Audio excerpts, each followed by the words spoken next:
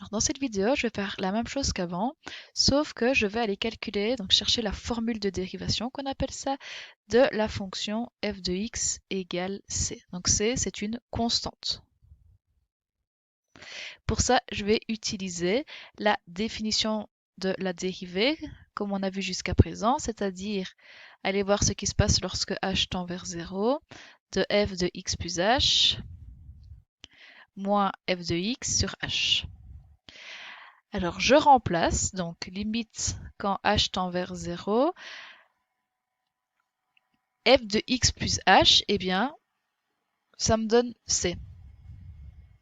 F de x, ça me donne c aussi, sur h, ce qui va vous donner 0 sur h et donc 0. Autrement dit, à chaque fois que je vais dériver une constante, donc à chaque fois que je vais faire la dérivée d'une fonction constante, je vais avoir 0. Donc par exemple, si je vous demande de me faire, si je prends f de x égale 5, eh bien la dérivée de 5 égale 0.